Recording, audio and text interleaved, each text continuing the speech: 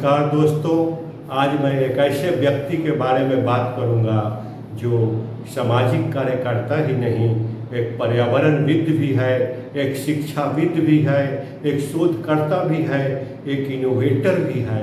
वो है दोस्तों सोनम वांगचुक, जिसने जैन जी के आंदोलन के मशाल को 26 दिनों तक जलाए रखा। अपने पेट की आग को बिना बुझाए हुए आंदोलन की आग को, चिंगारी को सुलगाए रखा। तो दोस्तों, ये आज जैन जी की जो जीत हुई है, जैन जी के आंदोलन की जीत हुई है, सभी शर्तों को मानते हुए सरकार ने जो फैसला लिया है वह बहुत स्वागत योग्य है। देर आए लेकिन दुरुस्त आए। तो दोस्तों, इस फैसले का मैं सरकार के एक विवेकपूर्ण निर्णय का स्वागत करता हूं।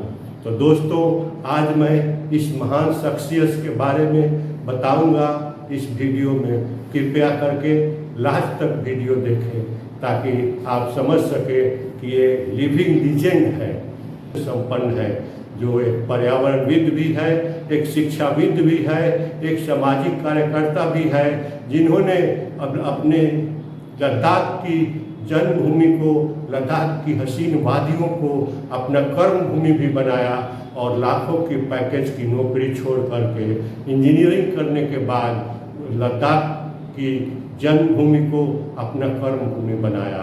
तो दोस्तों, आइए उनके बारे में जानते हैं, किस तरह से उन्होंने अपना इनोवेशन किया, किस तरह से लोगों के, लद्दाख के लोगों के जीवन स्तर को सुधारा, किस तरह से बच्चों को जो सामाजिक रूप से नेग्लेक्टेड थे, समाज जिसको ठुकरा दिया था कि ये बच्चे आगे पढ़ नहीं सकते हैं, ये बहुत कमज़ोर हैं, ये ड्रॉप आउट बच्चे हैं और फेल्योर बच्चे हैं, उनको अपने स्कूल में सेकमल स्कूल जिसने पढ़ाया और जहां लर्निंग बाय डूइंग के सिद्धांत पर शिक्षा दिया जाता है, बच्चों को रटाया नहीं जाता है, उनके कौशल विकास किया जाता है। शिक्षा के अलावा उनके कौशल विकास को पर ध्यान दिया जाता है। तो ऐसे स्कूल को चला करके उन्होंने निराश बच्चों को, जो फेल्योर थे, जो ड्रॉप आउट थे स्कूल से, उन बच्चों को लर्निंग बाय डूइंग अर्थात कौशल विकास करके उनको किसी को कारीगर बनाया, किसी को पेंटर बनाया, किसी को राजमिस्त्री बनाया। तो इस तरह से उनके प्रतिभा को निखारा, उनके अंदर जो प्रतिभा थी वो उसको निखारा। पढ़ाई के अलावा जो प्रतिभा थी, जो कलाकारी था, जो पेंटर बनने की जो क्षमता थी, जो कारपेंटर बनने की क्षमता थी, जो राजमिस्त्री बनने की क्षमता थी, उसको निखारा और उनको रोजगार दिया और रोजगार देने वालों में से वे बच्चे बन गए। तो उन्हें रोजगार ढूंढना नहीं पड़ा।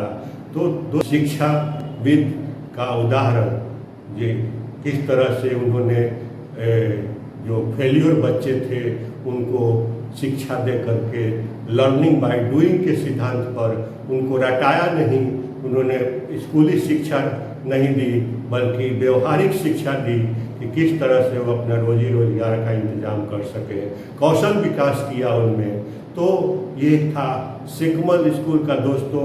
इसका सेकमल एक संस्था है जिसका स्कूल चलता है और ऐसे बच्चों का एडमिशन होता है जो 10th में ड्रॉप आउट हो गए हैं या 10th का एग्ज़ाम में फेल्योर हो गए हैं, और ये शर्त है उस स्कूल में एडमिशन लेने का, और उनको लर्निंग बाय डूइंग के सिद्धांत पे सिखाया जाता है, न कि रटाया जाता है, किताबी ज्ञान को रटाया जाता है।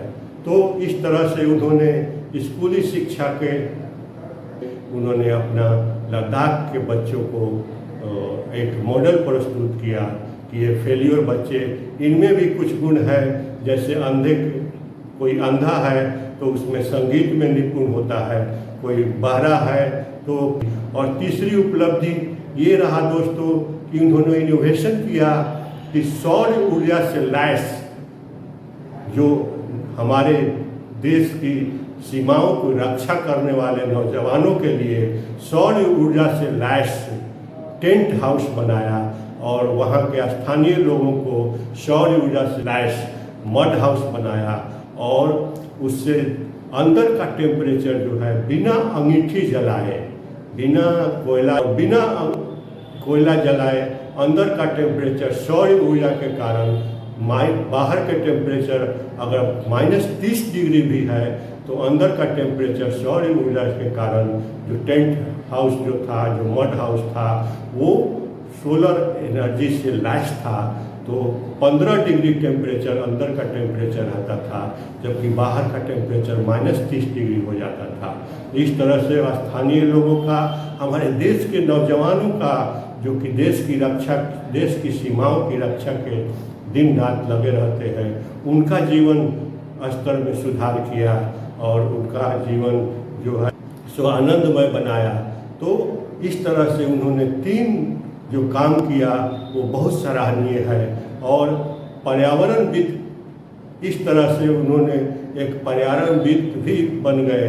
तो शिक्षाविद, पर्यावरणविद, इनोवेटर और सामाजिक कार्यकर्ता उन्होंने किस तरह से सामाजिक कार्य किया उसका भी मैं उल्लेख करना चाहता हूँ।